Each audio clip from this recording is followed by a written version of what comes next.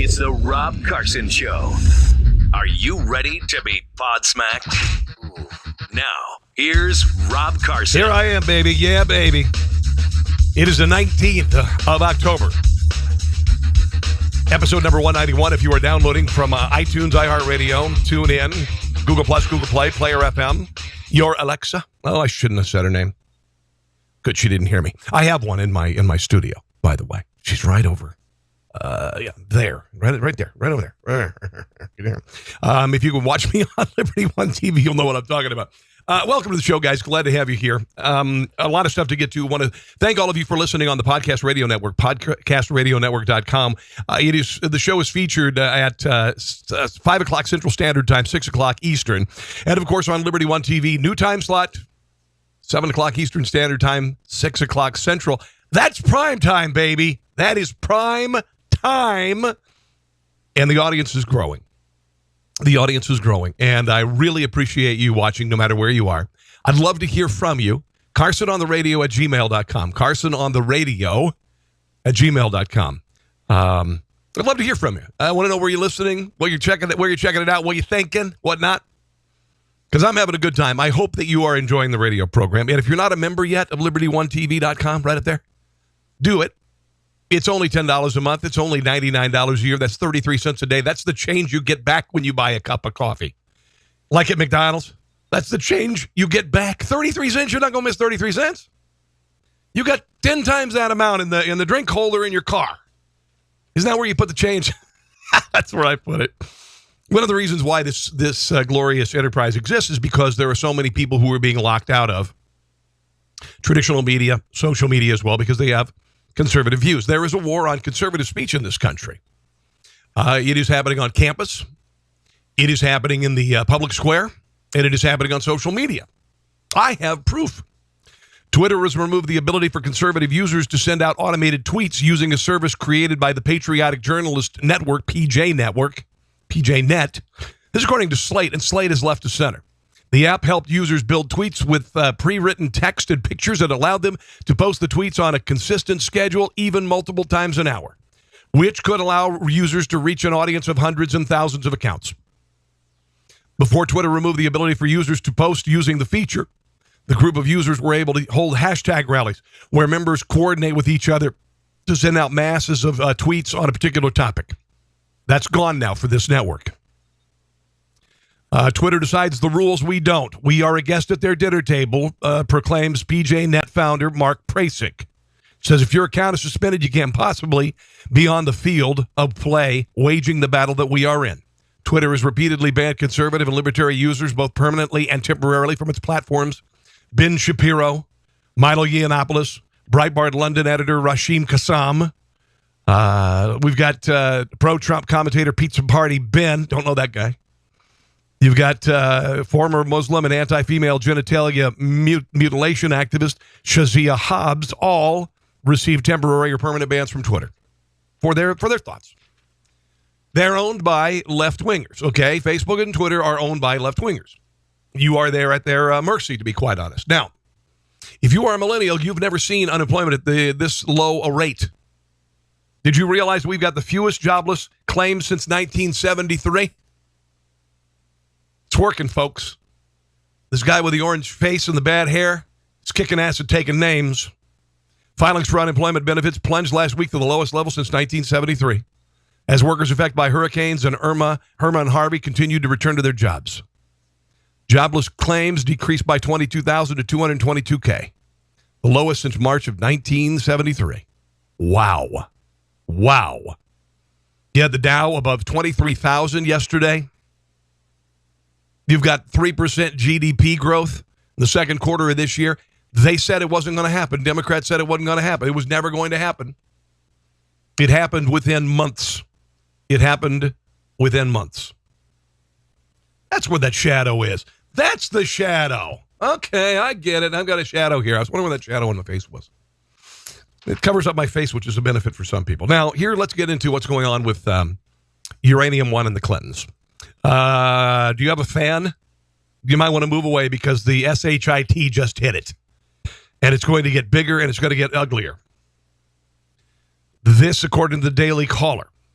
Both the House and Senate are investigating whether the former President Barack Obama's administration used intelligence in a salacious Trump dossier as evidence before a federal surveillance court to obtain permission to spy on Donald Trump campaign aides and later his transition team. Now listen to this. Here's what happened.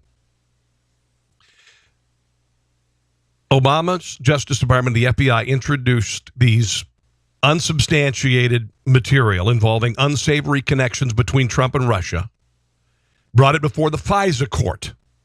All right?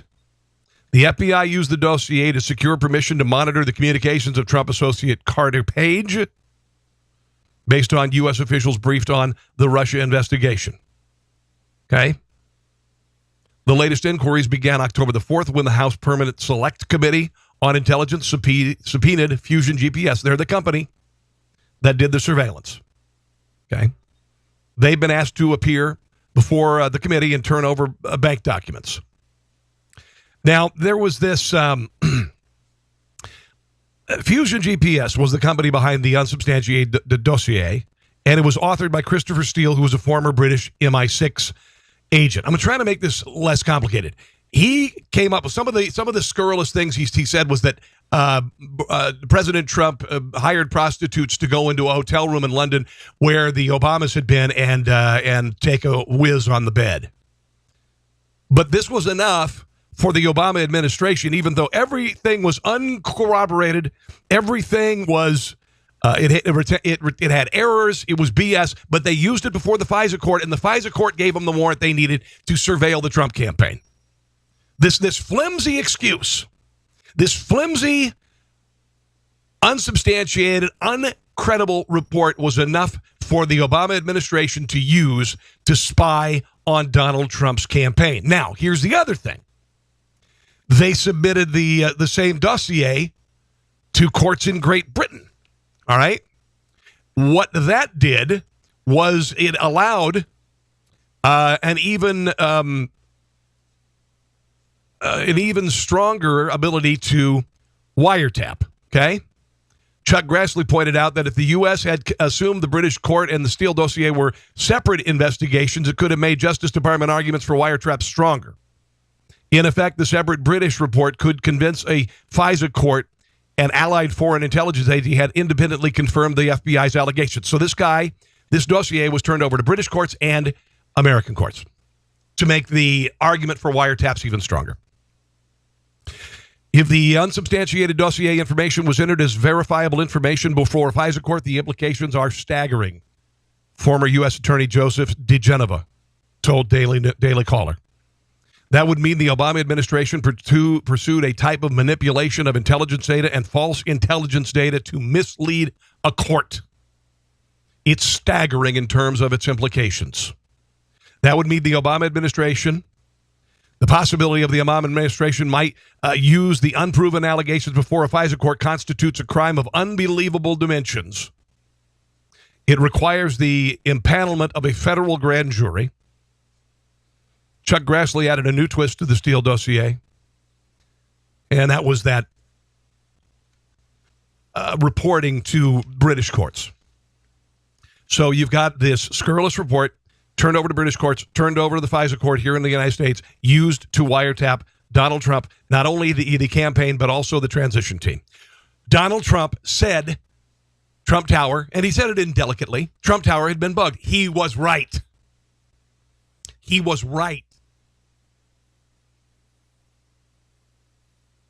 It is absolutely staggering to me. Absolutely staggering to me. The depth to which the Obama administration stooped on a variety of issues. Eric Holder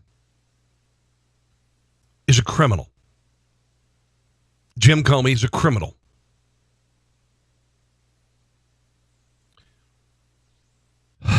Loretta Lynch is a criminal. Thick as thieves, folks. Turns out the Obama administration knew the Russians were engaged in bribery, kickbacks, and extortion in order to gain control of U.S. atomic resources. We reported this yesterday. 2009. The Obama administration, the Justice Department, knew that there were all of these things going to try to get Russian company to get 20% of our uranium. They knew it was happening. Think about how the criminality of that. Knowing all of things were happening in 2009 and going ahead with the deal in 2010. Thick as thieves. Peter Schweitzer, of course, wrote about it in Clinton Cash. I'm going to post my interview with Peter Schweitzer on my podcast.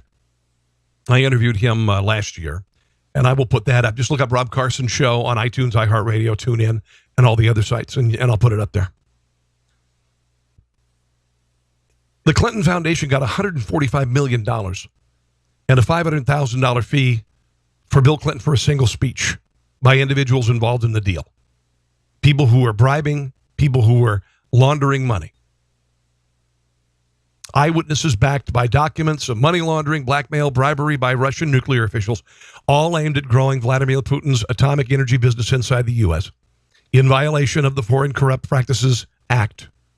The Bureau even flagged the routing of millions from Russian nuclear officials to cutouts and on to Clinton Inc.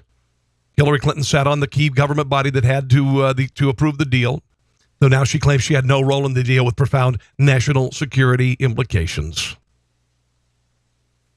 Unbelievable.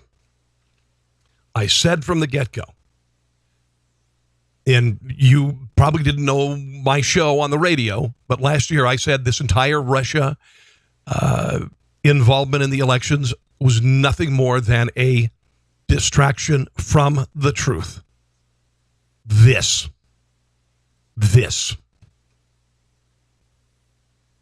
Let's move on to some other stuff. Let's talk about Roger Goodell. Roger Goodell has apparently developed kind of a verbal tick. Now, of course, we know that the NFL is not going to require players to kneel or to stand, I should say, during the national anthem. By the way, I've got a new T-shirt up. New T-shirt up on tpublic.com/user/conservatees. You see it if you're watching right now. But if you haven't, if you're listening, tpublic.com/user/conservatees. It's like an NFL-looking logo, and it says, if they don't stand, I won't watch. If they don't stand, I don't watch. You order right now, the T-shirt's only $14, normally $23. Okay? Order that. You can have it put on hoodies and all that stuff. But Roger Goodell, yesterday in a press conference, obviously feeling a little bit nervous, developed kind of a verbal tick and repeated a couple words ad nauseum. Here is the audio from that.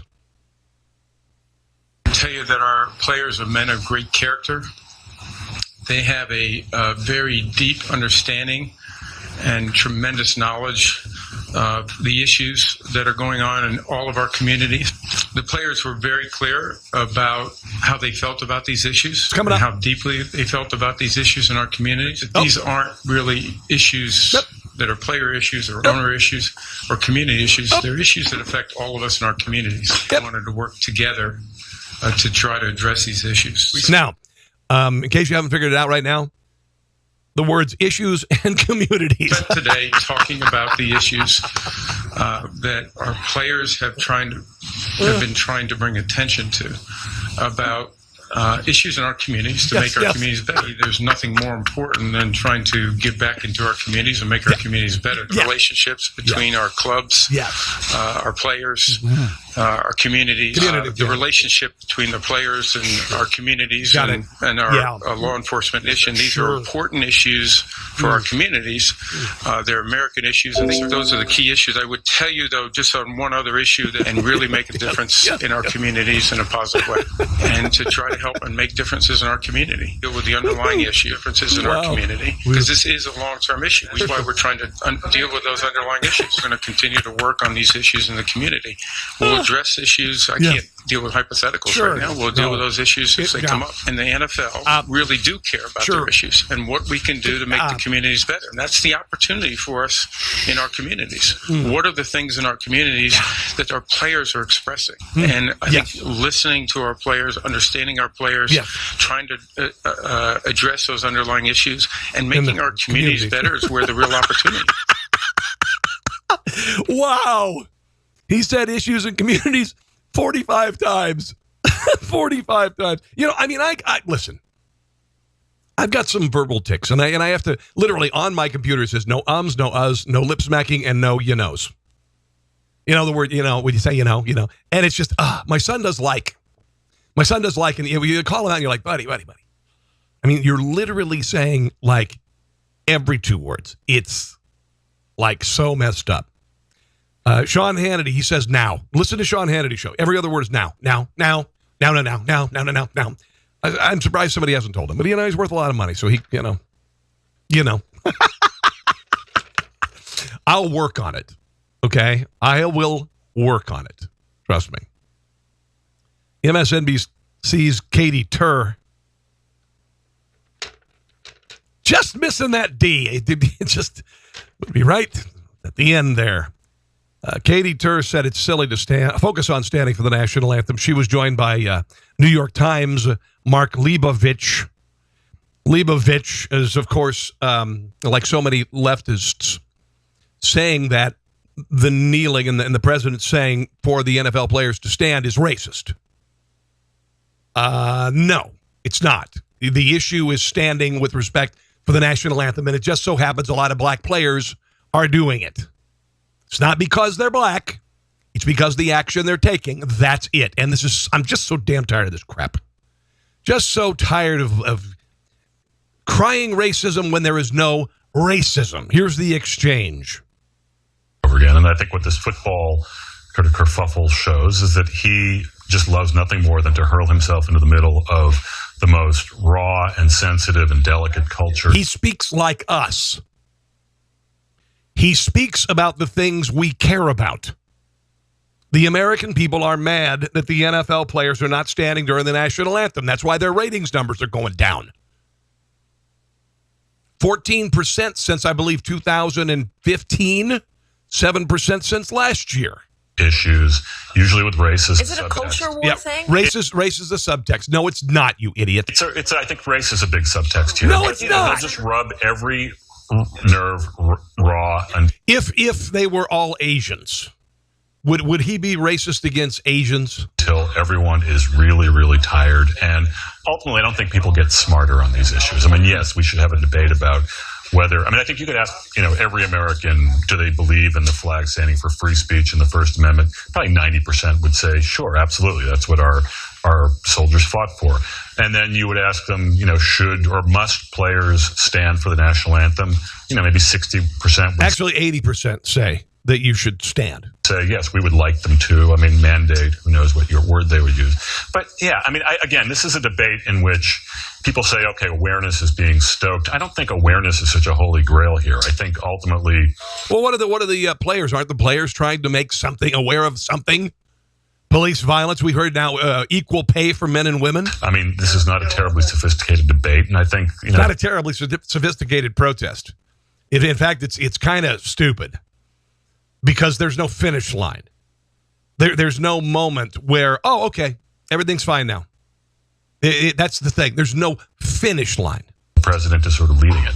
It's just kind of silly that we're talking about standing for the flag when we have so many terribly important issues to talk about right now. That's the ultimate leftist distraction. There are so many more important things. Why are we talking about this? And the president has so many big issues on his plate, so many things that he's trying to push through Congress. Okay, whatever, Katie. Whatever, Katie. Tur.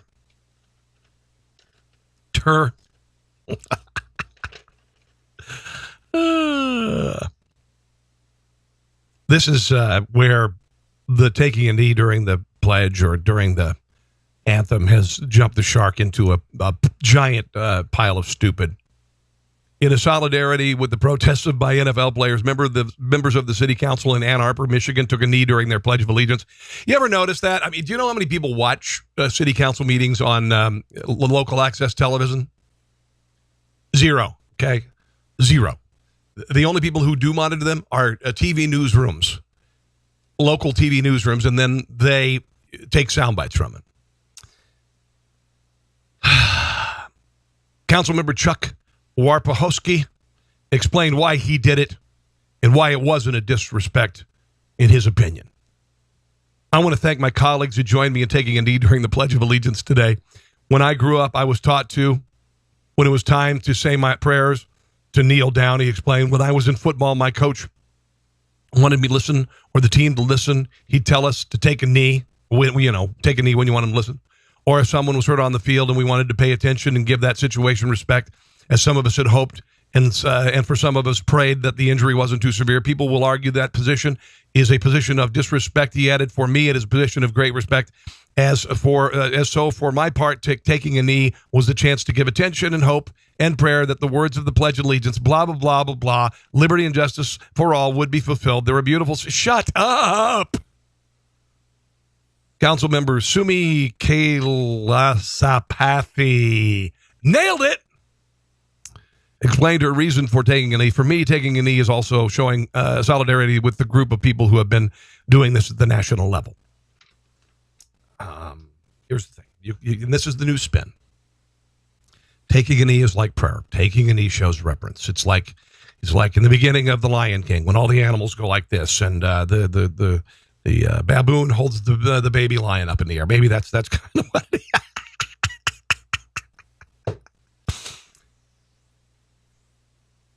You may think all of those things. And in every other situation, you'd probably be right. But it is protocol to stand for the national anthem. Okay? Taking a knee. You can say all you want, and you can try to spin it. No, it's reverence. Hillary Clinton said it shows reverence. No. It might, in your mind, show reverence, kids. But it's not protocol. It's not protocol. The other day, I saw a kid at the Tomb of the Unknowns taking a knee when the soldiers came out. If you've ever been to the Tomb of the Unknowns, they change the guard. I think it's every 20 minutes or so. And it is a powerful moment. And there is absolute silence. And there, everyone stands. And this punk took a knee. That is not a sign of reverence. That is a sign of disrespect. There are protocols.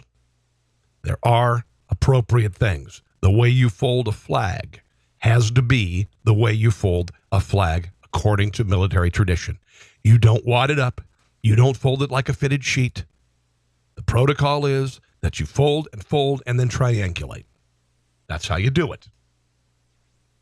And it is, regardless of what you say, it is disrespectful to do otherwise. There you go. My thoughts on it. Linda Bloodsworth Thomason, the creator of Designing Women, very good friend with through the decades with Bill and Hillary. She used to stay in the Lincoln bedroom. There's pictures of her and Hillary jumping on the bed. I can only assume it ended there. She admits that she not only knew of producer Harvey Weinstein's predations, she also warned top-level Democrats about him. Imagine that.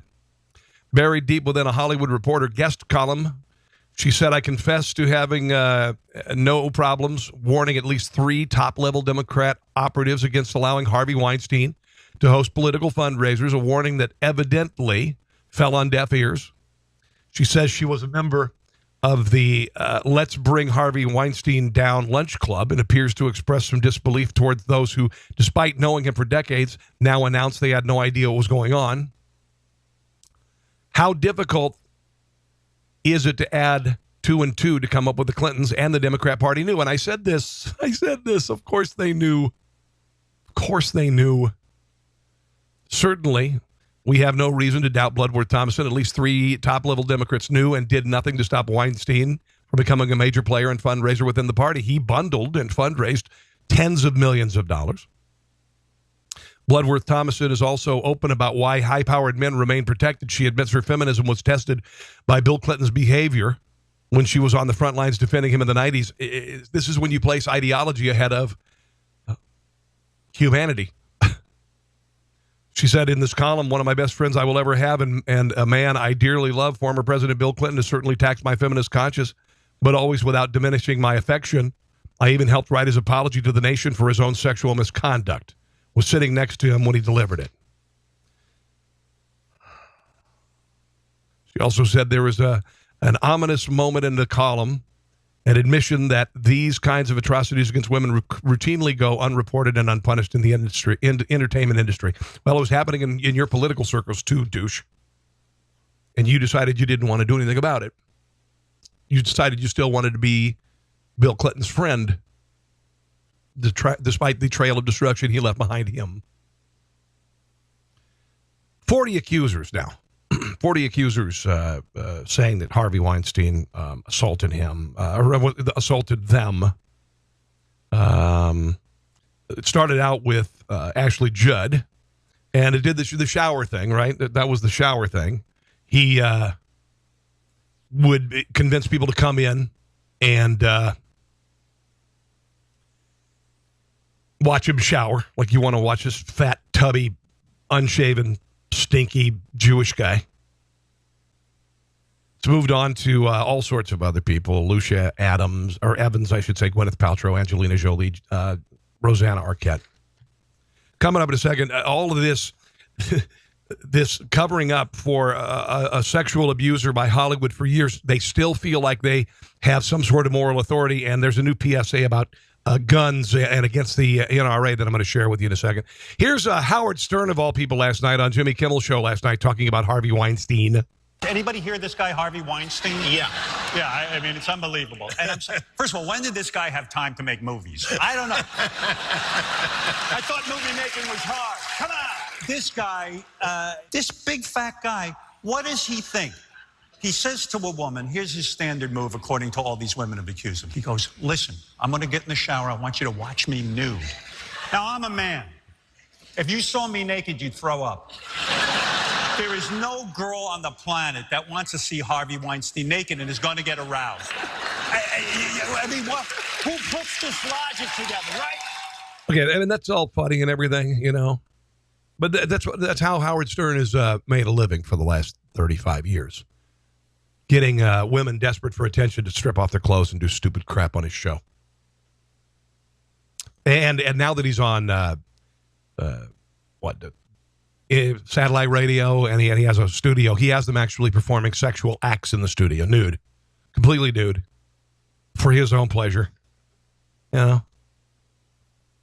Whatever, Howard. I never got it. I mean, I just never understood how you could like that kind of filth. You know? Not saying that I've been immune to pornography. But, I don't know. How could you look past the filth of the man and what he does and like him? I don't know. Whatever. I'm not an East Coaster. I'm not a New Yorker. I'm a Midwesterner. Celebrities are uniting in a new video to reject the NRA and its dangerous agenda. Julianne Moore, Sheryl Crow, among others, getting together to reject the NRA. This is one of those rapid fire succession, people finishing each other's sentence, repeating the same line, you know, and it goes on. It's a cliche. It is such a cliche. I'm going to play it for you. And if you've eaten something viscous, you might want to not listen to the whole thing, or you're going to throw up a little bit in your mouth. Here's the new PSA. The mass shooting in Las Vegas has all of us grieving, scared, and angry. Knowing what to do about it can be confusing. Here's one thing that can make a difference right now. Right now, that only takes 5 minutes of your time. All you have to do is text REJECT. Text REJECT. REJECT to 644-33. It'll connect you to every town for gun safety. Slate's little email. I love this. I love the fact that right now the entire industry has been shaken to the core by covering up sexual abuse of women for decades, and not just by Harvey Weinstein. I mean, you've got all sorts of other accusers coming forward and saying, I was molested, I was this, I was that. You've got, hold on, I've got some audio. Who's the latest? Laura Dern. Laura Dern. She was sexually assaulted as a young teenager. I woke up and realized that in that space I talked about how I was one of the lucky ones because I was raised by actors who told me their stories and told me what to look out for. And I realized that I was still justifying behavior. And it was my mom who said, no, Laura, that was sexual assault. That was harassment. That was assault. No, you were 14 then. And you realize how, in our culture, how we have justified and therefore even condoned behavior as though it's the norm. And yet they find the wherewithal to, again, step up on a pedestal, look down at you and me, and tell us how to live our lives. You'll get a call right back from every town for gun safety. These are the worst people in the world. Connecting you with your lawmaker and giving you guidelines on what to say. In a moment, you'll be connected to your representative. And don't be intimidated by making that call. They're going to give you guidelines on what to say when you call. They're going to tell you what to say, too. I used to be in Congress. You're going to get voicemail. It's going to be easy, and it'll make a difference. It can sometimes feel intimidating to make these calls, but it actually couldn't be easier. Call your rep right now to reject NRA's radical agenda. Reply, call. It can be this simple. Hi, my name is Jack Antonoff. Cheryl Crow. Melissa McCarthy. Anna DeVere Smith. Adam Scott. Catherine Hahn. Samuel Harris. Chanel Maloney. Zessie Bates. Cynthia Rowley. Julianne Moore. Moby. Moby. Ali Morales. Laura Dern. Sunday Adi McVeigh. I'm calling from Brooklyn, New York. Nashville. New York City. Pennsylvania. Atwater Village. Atlanta. Los Angeles. I'm calling. Okay, all right. I can't take it anymore. They just wow. After all of this, after the last 2 weeks, they still they still feel like they have the authority to tell us how to live our lives. Oh, it's just hilarious. Oh, did you hear what John McCain got all over Peter Doocy, Fox News? The senator killed the repeal of Obamacare, and he's already talking about killing the possibility of tax cuts. So he obviously is not getting along too well with the president's agenda. Here is Peter Doocy. He asked the question, has your relationship with the president frayed to the point that you're not going to support anything he comes to you and asks for? Here is the question and McCain's response. I'm not interested in confronting the president. I'm interested in working with the president. Thanks very much for your time, sir. I really appreciate it. Senator McCain, just a quick question. Has your relationship with the president frayed to the point that you are not going to support anything that he comes to you and asks Why would you say something that stupid? Why would you ask something that dumb? Huh? My job as a United States Senator is a senator from Arizona, which I was just reelected to. You mean that I am somehow going to behave in a way that I'm going to block everything because of some personal disagreement? That's a dumb question. Now get off my lawn. Now get off my lawn, you kids and your stupid questions these days. My gosh. This won't surprise you. Unions across the country have donated $765 million to various organizations over the last 4 years. 99% of the cash went to liberal-leaning causes. This is according to the Center for Union Facts. 99%. 99%. The data shows that between 2012 and 2016, roughly $240 million went to left-wing political groups. Labor unions gave $77 million to special interest groups and another $13 million to environmental groups. Excuse me.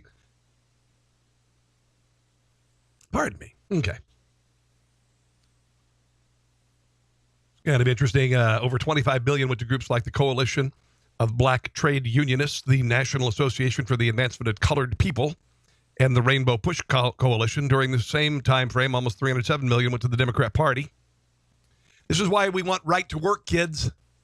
Because it allows people who don't want to pay union dues not to pay union dues because they know the damn money's going to go to liberal causes. I mean, I was a member of SAG-AFTRA. I'm sure their money, their political money, went left of center. That's why right to work is there. And the unions have brought it upon themselves. Other groups that received a lot of largesse, Media Matters, the Clinton Foundation, imagine that. And they didn't even have to procure any uranium. Mia Familia Vota, the National Democratic Club, the Advocacy Fund, Progressive Democrats of America, and, of course, Planned Parenthood. Yes. Since 2007, labor unions have given for abortion lobbying fund. And this is the amount of money that's been going for abortion lobbying funding. Teachers Union, $1 million, over $1 million. You've got the AFSCME, the State, County, and Municipal Employees Union, $520K. International Association of Firefighters, 10 Gs. Service SEIU, $180,000. Plumbers Union, $40,000. Auto workers union, $100K. Yeah, not a surprise. Public sector unions, none of that money should go to political causes. None of it should. It's ridiculous. Absolutely, absolutely ridiculous. Okay. Oh, there was a magnet school, Jackson, Mississippi. It was named after Jefferson Davis. They're changing the names of Confederate monuments and schools and all, and streets, lots of streets, because, Anyway, predominantly black school. And Jefferson Davis, although infamous in his own right, would probably not be too happy about a diverse school promoting the education of the very individuals he fought to keep enslaved, being named after him, according to the PTA president. Okay, I get it. According to the PTA president, they're going to name it Barack Obama Elementary School. Rename the magnet school there. Fully represents ideals and public stances consistent with what we want our children to believe about themselves, including that some Black Lives Matter, but not the ones in inner cities. That's one thing. And also one of the other ideals is that if you try to leave the Democrat Party, you will be derided and called an Uncle Tom. School will be reportedly the first in the state of Mississippi to be named after Obama and one of very few in the southern United States. By the way, an 18-month investigative audit revealed that Jackson Public Schools, the second largest district in the state, failed to meet 24 out of 32 accreditation standards. As a result, the Mississippi Board of Education requested that the district be declared in the state of emergency. Well, so this changing the name will change everything. Things will be cool after that. Things will be cool. Cambridge University, of all places, is giving students trigger warnings for distressing Shakespeare plays. Academics criticizing trigger warnings because of this. They're saying basically it's an insult. English literature undergrads were apparently cautioned that a lecture focusing on Titus Andronicus and the Comedy of Errors would include discussions of sexual violence and sexual assault. According to the Telegraph, the trigger warnings were posted in the English faculty's notes on lectures document, which is circulated to students at the university. They have expressed concerns that colleges trying to protect young adults from certain issues may render them incapable of dealing with real life when they graduate. Well, no kidding. Supporters of trigger warnings say they serve to help students who may be upset if a text reminds them of a personal traumatic experience. However, critics such as Mary Beard, a professor of classics at Cambridge, says allowing students to avoid learning about traumatic episodes in history and literature is fundamentally dishonest. Well, no excrement, Sherlock. We have to encourage students to be able to face that even when they find they're awkward and difficult for all kinds of good reasons. David Crilly, an artistic director of the Cambridge Shakespeare Festival, says if a student of English literature doesn't know that Titus Andronicus contains scenes of violence, they shouldn't be in the course. This degree of sensitivity will inevitably curtail academic freedom. If the academic staff are concerned they might say something students find uncomfortable, they will do it. It's insulting and it's stupid. And you know what? What the hell? Who the hell needs a trigger warning? What sort of a human being needs a trigger warning? And what the hell is wrong with being triggered? What is wrong with a literature that takes you down an emotional pathway? Literature and plays, these are meant to inspire emotion, create emotion. Dear God in heaven. There's some movies you bawl your eyes out. You watch it anyway. There are some movies, for instance, the movie Seven. That's a movie that I have a real hard time watching. It's a great movie. Hard to watch. Some of the best movies in the world, Quentin Tarantino, Inglourious Bastards, Django Unchained. If you can't handle violence and you can't handle uncomfortable themes, then you need a trigger warning. You're going to be in a world of damn hurt. That's all I got to tell you. Honestly. Trigger warning. What are we setting up this generation for? You've got students that will not hear opposing opinions because conservative speakers are being banned on campus. You've got safe spaces.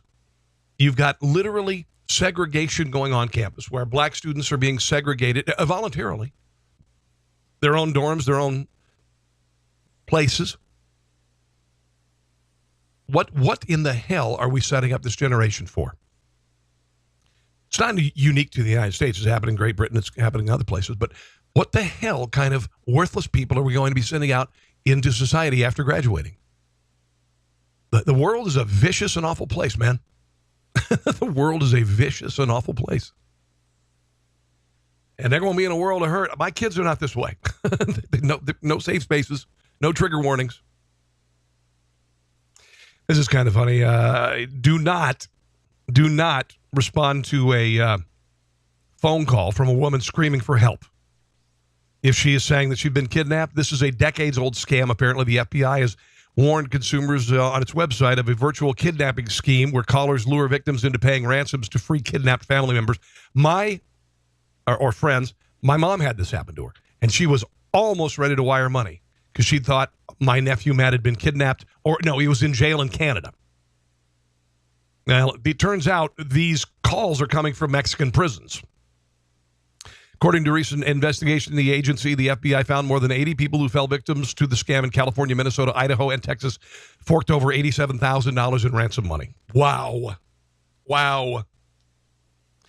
This won't surprise you. A new survey finds that 7 in 10 millennials and the younger Gen Z prefer to communicate digitally, most by text message than in person. Researchers at LivePerson, a business solutions provider, polled more than 4,000 young adults between 18 and 34 in a handful of Western nations. 65% of those surveyed indicated they talk to peers more frequently via texting or mobile, but that number is even higher in English-speaking nations. If both the United States and the United Kingdom, about 74% of millennials and Gen Z communicate digitally more frequently with others. As for the tool of choice for digital correspondence, 73% of Americans and 74% of those in the UK prefer text messages. That number dipped to about 69% globally. I would prefer to talk by text. I don't like talking on the phone.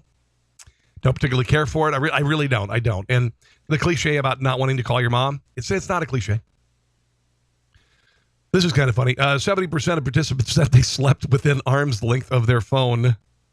Okay, I sleep in the guest room frequently because I snore.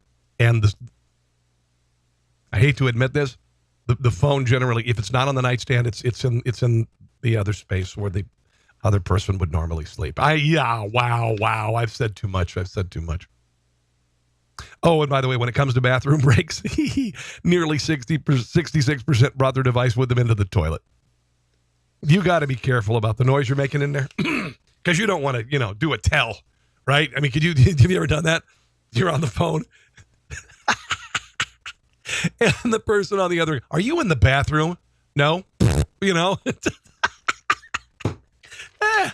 Oh, yeah. And by the way, children and younger 8 and younger spent about 50 minutes a day staring at a mobile screen in 2013. Now they spend 48 minutes a day. 8 and younger. 42% of children 8 and younger now have their own tablet devices, a steep increase from 7% 4 years ago and less than 1% in 2011. If you could have dropped from the year 1990 to today, can you just imagine how bizarre it would be for you? Because in 1990, there were flip phones, and they were beginning to be popular. Texting wasn't there. It was phone. You just used it as a phone, Now you come and... I mean, I've seen some dramatic changes in the world in the last couple of years. For instance, I moved from Washington, D.C. 2 years ago. Terminal C at Reagan National used to have a couple little restaurants, really crappy, and it's around, and it's a round, smaller terminal, and there's a restaurant in the middle of it. Well, I went back there, and now the restaurant in the middle, every single spot, every single table, and the same goes with the other restaurants in the terminal. They all have tablets right in front of the individual diner. Okay. It's not just an order. It's not just the order. And what's really funny because you literally, you punch in your order, the waiter or waitress or whatever, they don't even bother talking to you. They just walk over behind you, put your food in front of you. It's just bizarre. It's bizarre. And the thing is, you're checking your weather, you're checking your news, you're checking your whatever on this pad. You've got your phone sitting next to you right here. And there's no conversation between you and the person next to you anymore. It doesn't exist. We don't talk. I was sitting next to a woman. I think this might have been in Atlanta. I was flying through. And she was sitting there looking at the iPad for the restaurant. She had her Kindle open with a book, and she had her cell phone open. And I just made a joke. I don't know what I said. I said, "Wow, do you think you're plugged in enough there?" We ended up having a great conversation. It was crazy, but man, the world has changed, hasn't it? It's just weird. Technology can be so great, but when you in the airport again, nobody looks up. Nobody looks up. They just are staring, and they go to get on that moving sidewalk, and they just have the thing in front of them, and they're sitting and they're waiting, and they have the other day, my wife and I went walking. There was a family of 4 on the Indian Creek Trail in Kansas City, where we live. They all had their phones. They were staring at their phones on this lovely trail. There's hawks flying by, and there's the beauty of the flora and the fauna, and they're all looking at their phones. It's straight. And listen, I'm not an old fart tech feared guy. I mean, I built this glorious broadcast studio. I'll show you it sometime. But I built all this myself. And, so I'm not afraid of tech. It just, there's a limit. You'll notice my phone's right here.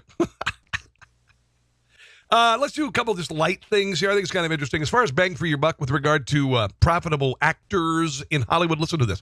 The most profitable Hollywood actor is not Brad Pitt, Robert Downey Jr., or Dwayne Johnson. Are you ready for this? Somebody we haven't seen in a while. Emilio Estevez, most profitable actor ever. Analysts from Party Casino, a unit of the GVC gaming group. GVC, they're a big gaming group. They're gigantic. Found out the Young Gun star delivered the best return on any top-billed male actor who has starred in at least 10 films. Specifically, for every $1 spent on the leading man's films, estimated $6.70 at the box office. That's a pretty big return. The male actors who generated the next best returns were just as surprising. Jean-Claude Van Damme, $1 gets you $4.20. $4.20. Other great investments were Mel Gibson, $3.50 for every dollar. Tyler Perry, $3 for every $1. God, those Medea movies are stupid and cheap to make. And dear God, I would do the same damn thing if I could make the money he does. I would dress up like an old black woman. Dudley Moore, no longer with us, $3.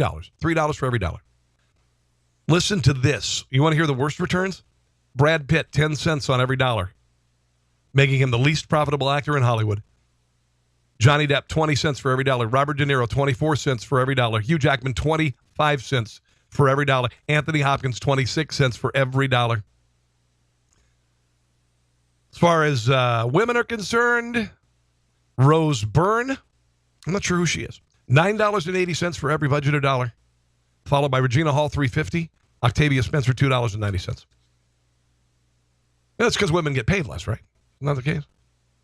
When it comes to movie genres, mysteries proved to be the most profitable, returning $39.89 for each budgeted dollar over 37 years. That's kind of crazy.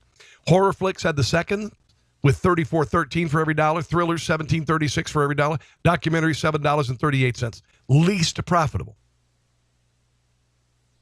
Action films, $1.89 for each dollar, followed by crime pictures, $2.01, and musicals, $2.05 for every dollar. Kind of interesting. This is pretty interesting here. If you're a music aficionado, only 12 songs with the word rock in the title have ever topped the Hot 100 in this country. Okay, here are the top 10 songs, 11 songs that have rock in the title that have made the Billboard Hot 100. Here they are. Party Rock Anthem, LMFAO 2011. Remember that? Rock On, Michael Damian. We've got, what was it? Hey, kid, rock and roll, rock on. Rock Me Amadeus, of course, Falco. I Love Rock and Roll, Joan Jett, the Blackhearts. It's still rock and roll to me, Billy Joel. Rock With You, Michael Jackson, 1980. Rockin' Me. Let's keep on rocking me, babes. Steve Miller Band, number 5. Rock Me Gently, Andy King. Rock Me Gently, rock me slowly. Rock Your Baby, George McCrae. Don't know that one. That was 1970. Rock Your Baby? I don't know that one. Hughes Corporation, Rock the Boat. Crocodile Rock #1. Kind of fun. And finally, just while we're wasting time here on this Thursday, greatest disaster movies of all time. I like my disaster movies.